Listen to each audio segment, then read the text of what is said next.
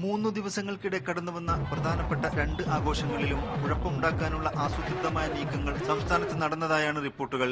നളന്ദയിൽ Muharram ആഘോഷത്തിനിടെ 2ഇടത്ത് കല്ലേറുണ്ടായെങ്കിലും മിനിറ്റുകൾക്കകം police സ്ഥിതിഗതികൾ നിയന്ത്രണ വിധേയമാക്കി. സംസ്ഥാനത്ത് ഏറ്റവുമധികം താസിയ ഘോഷയാത്രാ സംഘങ്ങൾ റോട്ടിലിറങ്ങാറുള്ള ബീഹാർ ഷെരീഫിൽ ജില്ലാ ഭരണകൂടം നേരത്തെ തന്നെ സമാധാന കമ്മിറ്റികൾ വിളിച്ചുകൂട്ടിയിരുന്നു.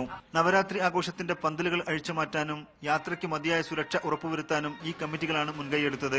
इक्का दुक्का वाकयात को कुछ शहरों में छोड़ करके बाकी दोनों त्यौहार बहुत अल्हम्दुलिल्लाह बहुत अच्छे तरीके से ജെഡിയു ബിജെപി ഭരണകാലത്തെ അപേക്ഷിച്ച് കൂടുതൽ സുരക്ഷിതത്വബോധം അനുഭവപ്പെടുന്നുണ്ടെന്നാണ് സീമാഞ്ചൽ മേഖലയിലെ ന്യൂനപക്ഷ വിഭാഗങ്ങൾ ചൂണ്ടിക്കാട്ടുന്നത്.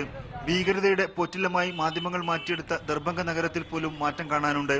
നിതീഷ് ആർജെഡി കോൺഗ്രസ് സഖ്യം അധികാരമേറ്റതിനു ശേഷം പോലീസിന്റെ വേട്ടയാടലിന് ആക്കമുണ്ടെന്നാണ് അഭിപ്രായമുയരുന്നത്. एडमिनिस्ट्रेशन यहाँ बहुत चौकस रही है। ये भी एक मिसाल है कि यहाँ के डीएम और एसपी सारी चीजों पर नजर रखे हुए थे. മുസഫർ നഗർ ഉൾപ്പെടെ 600-ൽ അധികം ചെറുതും വലുതുമായ കലാപങ്ങൾ അരങ്ങേറുമ്പോൾ കയ്യും കെട്ടി നോക്കി നിന്ന യു പി ഭരണകൂടത്തിന് ഇച്ഛാശക്തി കൊണ്ട് മാതൃകയാവുകയാണ് ബീഹാർ. ബാഡ്സമേലയും ടെറർ മൊഡ്യൂളുകളും 1000 യക്ഷിക്കഥകളും വേട്ടയാടിയ ദർഭംഗ പോലും സ്വാതന്ത്ര്യത്തിന്റെ സ്വച്ഛവായു ശ്വസിച്ചാണ് ഇക്കുറി തെരഞ്ഞെടുപ്പിനെ നേരിടാനൊരുങ്ങുന്നത്. ക്യാമറ പേഴ്സൺ CR രജിത്തിനോടൊപ്പം ദർഭംഗയിൽ നിന്നും എ റഷീദുദ്ദീൻ, മീഡിയ 1.